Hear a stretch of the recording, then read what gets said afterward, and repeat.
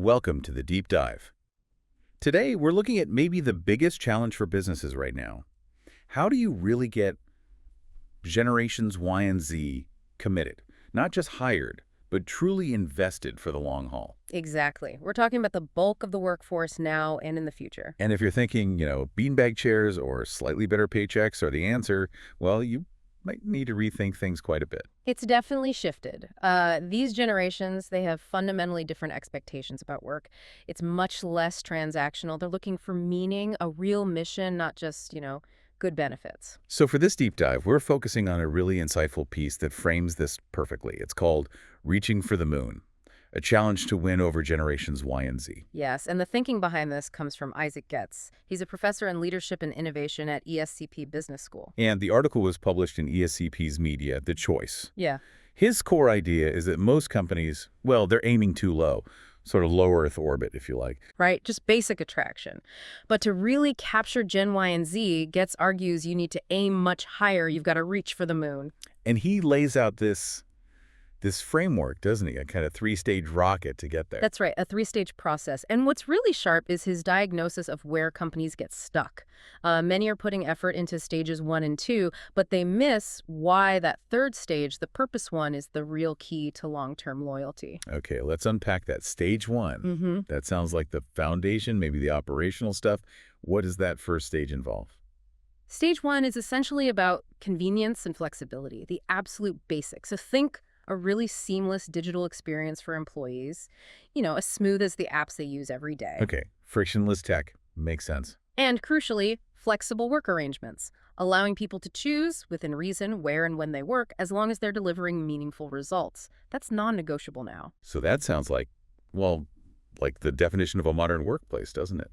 Why isn't that enough? Why does Professor Getz say a rocket with just stage 1 falls back to Earth? Because, well, young employees figure out pretty fast that these are just table stakes. They're necessary, sure, but they don't say anything about the quality of the relationships inside the company or if the work itself actually matters. So it's superficial. Exactly. Flexibility is about logistics. It doesn't make meaningless work suddenly meaningful. If the job lacks substance, letting someone do it from home doesn't fix the core issue of commitment, Right. Okay, so let's move on to stage 2. Because I think this is where a lot of companies believe they're focusing their energy now, moving beyond just the perks, trying to improve the relationships. What defines this middle stage?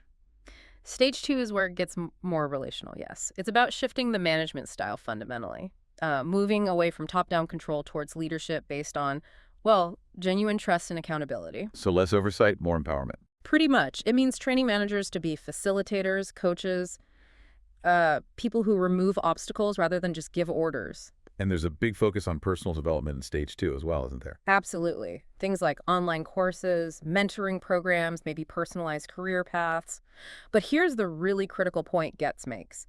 These tools only work if the employee chooses them freely. Freely chooses them. Yeah. Meaning the training aligns with their goals, not just the company's immediate needs. Precisely. If development feels mandatory or only focused on filling the company's skills gaps right now, employees see it for what it is, transactional. Right. It's about upskilling them for the company's benefit, not necessarily investing in their long-term future or market value. Exactly. And companies that get stages 1 and 2 right, they do become attractive employers, no doubt, but they still find it hard to achieve that ultimate loyalty to, reach the moon. So even with trust and development opportunities, something's still missing. Why does stage 2 still fall short? Because it can still feel, well, self-serving on the company's part. Despite the positive language around trust or growth, employees often sense the underlying motive is just retention. It's about keeping them from leaving, rather than truly helping them flourish as part of something bigger, something meaningful. They see through the generic HR stuff, the wellness programs that feel a bit skin deep. Yeah.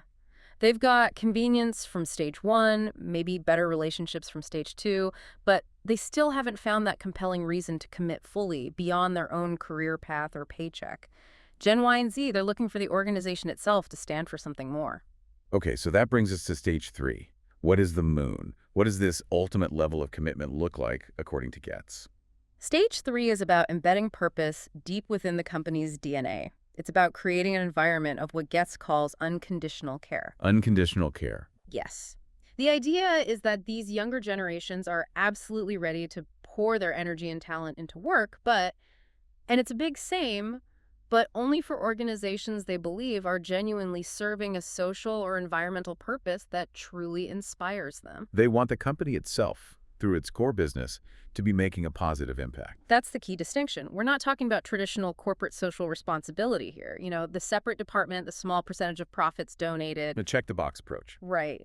That model is increasingly seen as insufficient, maybe even a bit cynical by Gen Y and Z, and the data actually backs this up quite strongly. What does the data show? Well, Gates points out that only about 30% of Gen Y and even fewer, 26% of Gen Z, say they're genuinely satisfied with their company's social impact. And the numbers for environmental impact are even lower. Wow, that's a huge disconnect. Companies think they're doing good, but the employees aren't feeling it. Exactly. Which leads directly to that powerful Quebec saying Gates cites in the article, Les bottines ne suivent pas les babines. Their actions don't match their words. Precisely. Young workers are incredibly sensitive to hypocrisy. If your main business activity causes harm, but you have glossy reports about sustainability, well, they see the contradiction. They want a full commitment, integrated right into the strategy, not just a partial one tacked on the side. Okay, but this sounds, well, idealistic, doesn't it? If a company really focuses on unconditional care for society or the planet, instead of maximizing shareholder value above all else, wouldn't it just fall behind financially? Isn't that the trade-off? That's the million-dollar question, isn't it? And it's where the research Getz did with his co-author, Laurent Morbacher, gets really interesting. They didn't just theorize. They looked for real-world examples. We did. They studied dozens of companies across 3 continents that were already operating at the stage 3 level. Yeah. And these companies all shared this core focus, unconditional care for their customers, their suppliers, their local communities. And crucially? Delivered through their core business. It wasn't separate. It was the business model. Okay, so what did they find? Did these caring companies actually survive, financially speaking? They didn't just survive, they outperformed. The research showed that this deep focus on unconditional care actually led to higher profits, significantly higher than competitors who were just focused on the traditional bottom line. Higher profits. So purpose isn't a cost, it's actually driving value. It seems to be a massive value multiplier, yes. Okay, we need an example. Give us a concrete case of a company operating like this, a stage 3 company. Well, a really compelling one they discuss is Handelsbanken. It's a major Swedish bank, operates internationally. A bank. Banks are usually the first examples of unconditional care. Exactly, which makes it so powerful. Their entire model is built differently. They aim to treat a customer's financial health with the same long-term care a good family doctor treats physical health. It's about trust and genuine well-being, not pushing products. Okay, but how does that work in practice? A big bank needs controls, targets. But their controls are radically different. Handelsbanken operates with no internal sales targets for staff, zero pressure to cross-sell, no centralized call centers directing customers, no formal top-down budgets imposed on branches. No budgets. No centralized strategy for a global bank. That sounds risky. How do they manage? They decentralize almost everything. Full profit and loss responsibility, real autonomy, is pushed down to the local branch manager level. The idea is the local manager knows their community and customers best. So they replace bureaucracy with local trust and expertise. That's the core idea, and this creates incredibly empowered employees who feel like owners, and it builds deep, deep trust with customers. It changes the whole dynamic. The employee isn't just selling, they're acting like a trusted advisor for the community's financial health. Exactly right. And you asked about financial stability. The results are undeniable. For 50 years straight, Handelsbanken has delivered a higher return on equity than its Swedish competitors. 50 consecutive years. 50. And in the UK, they've been #1 in customer satisfaction for 15 years running. They also hold one of the highest credit ratings globally among banks. So the purpose, the unconditional care, it translates directly into, well, brand loyalty, lower risk, operational efficiency maybe? It seems so. Less bureaucracy, huge customer trust, lower churn.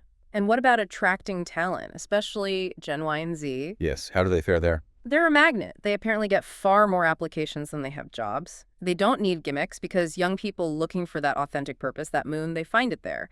And because the mission is real and integrated into how they work, they stay. They feel ownership.